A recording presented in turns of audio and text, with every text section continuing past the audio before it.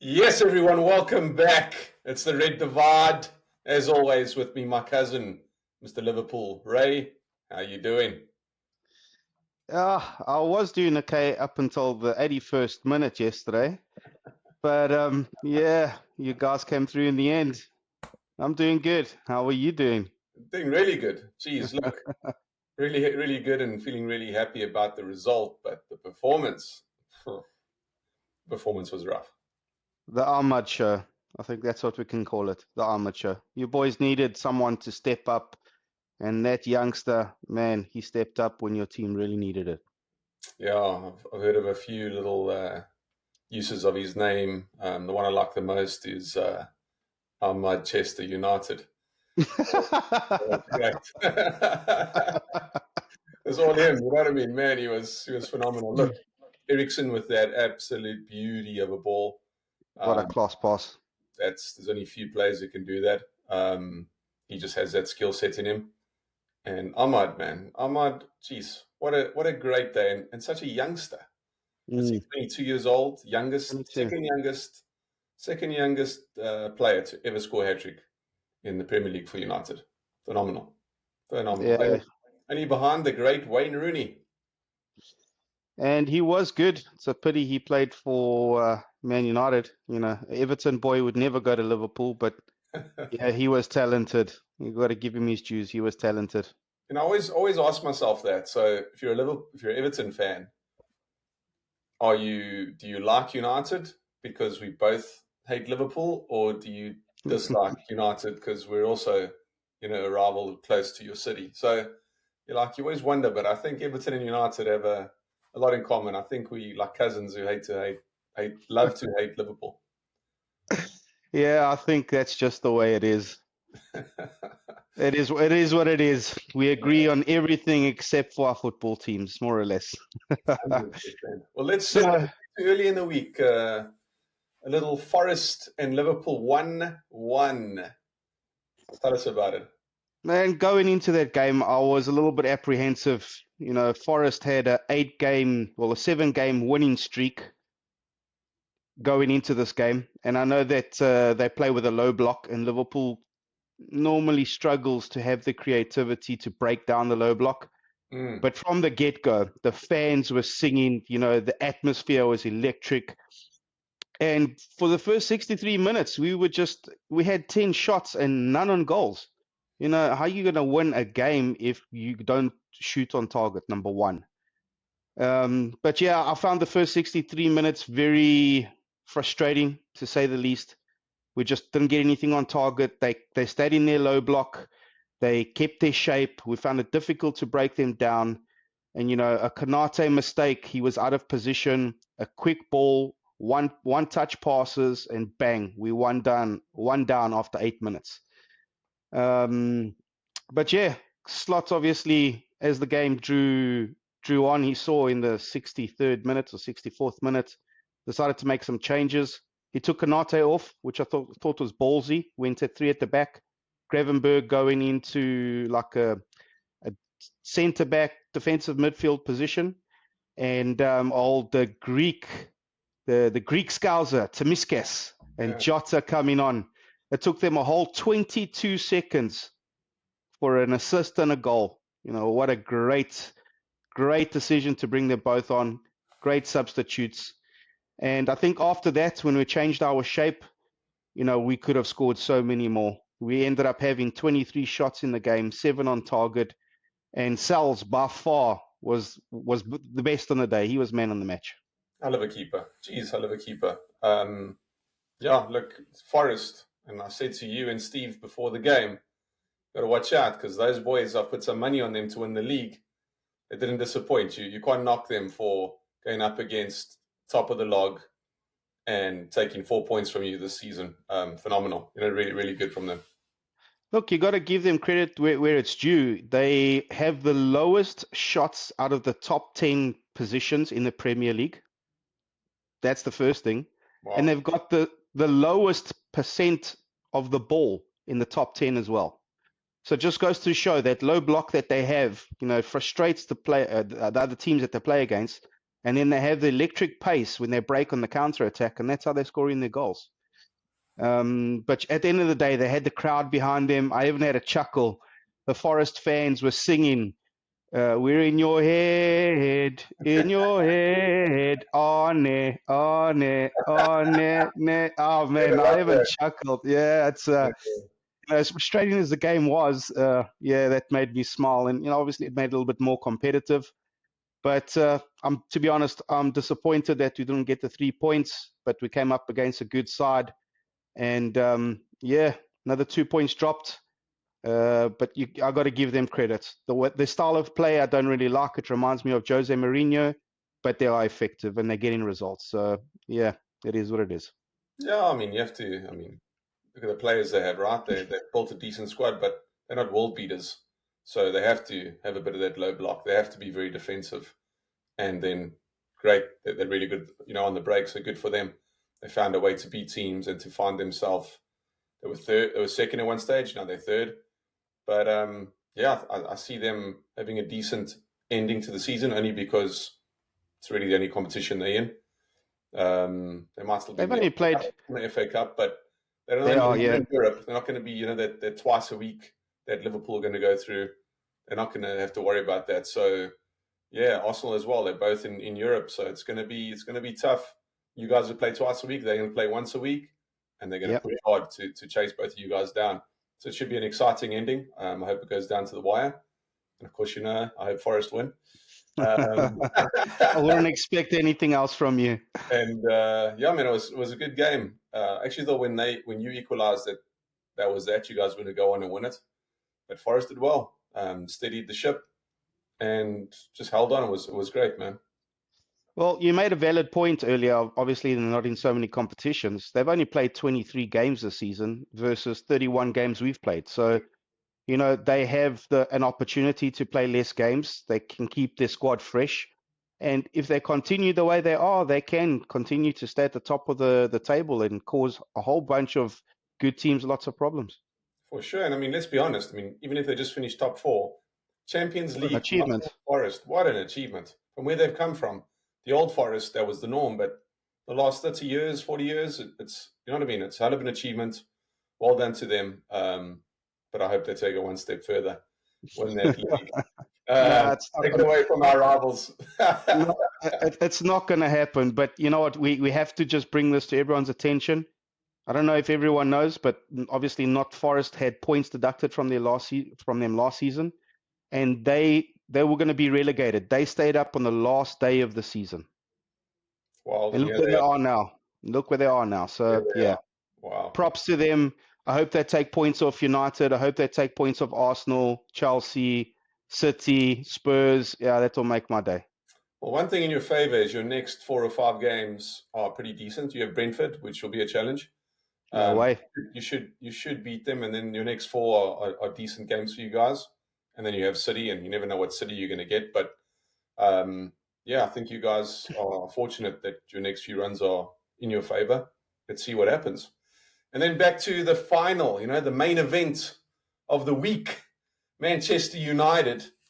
Wow, 81 minutes, like you said, you were so frustrated for 60 odd minutes.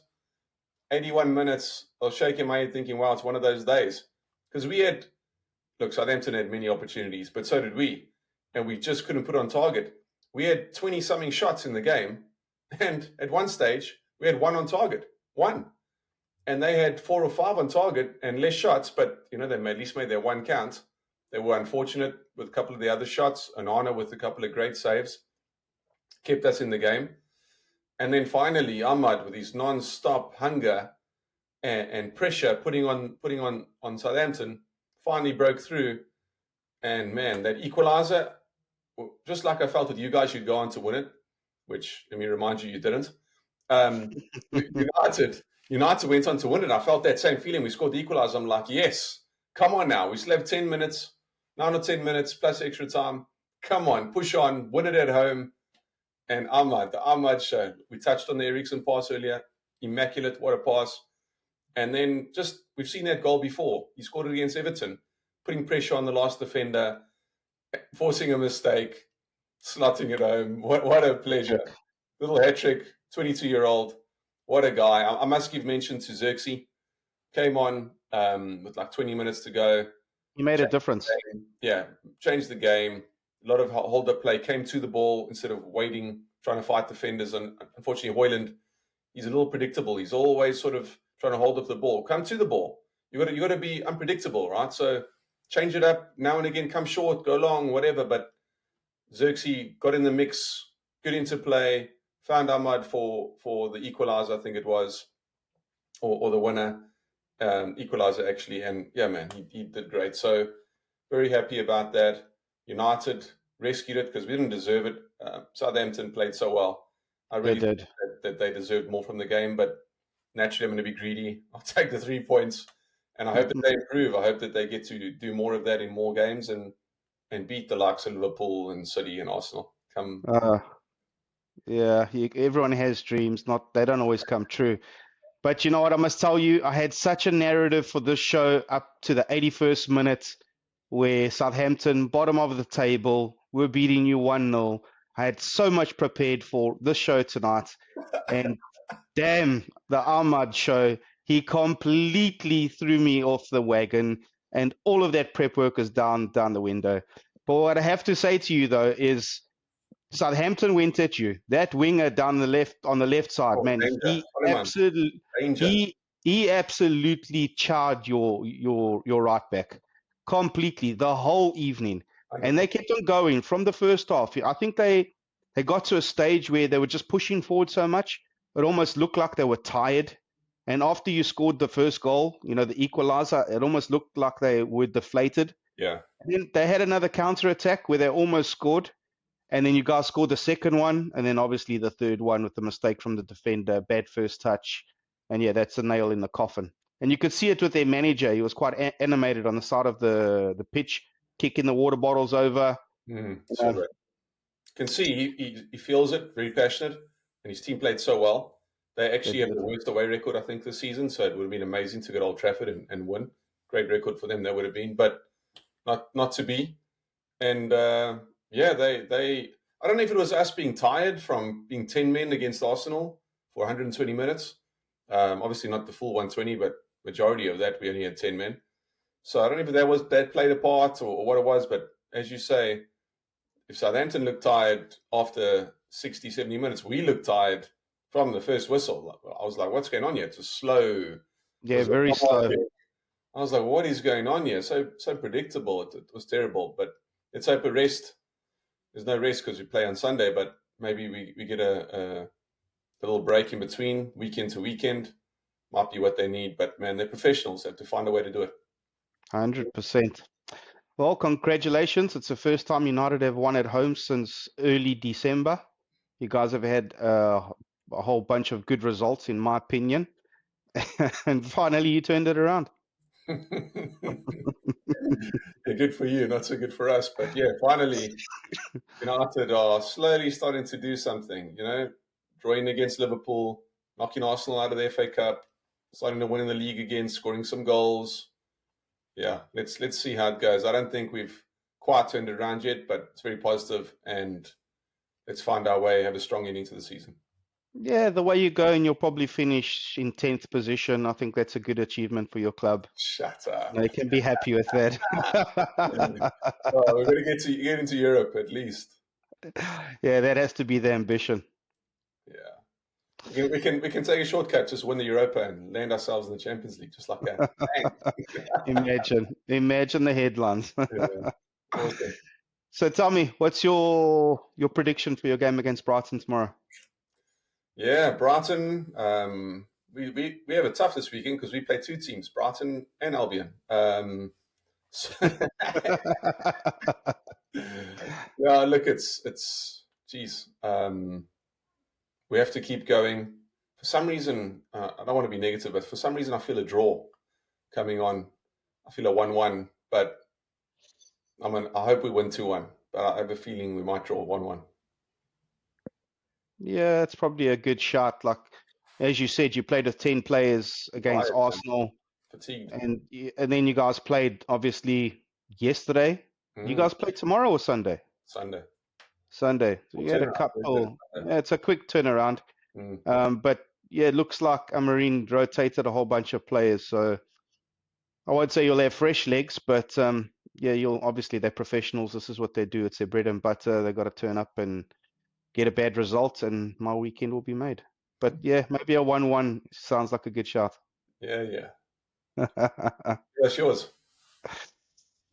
Man, Away from home. we in the past 5 games we've won 2, drawn 2, and lost 1 against Spurs, the first leg of the cup. It's a tough one. Obviously, I want the win.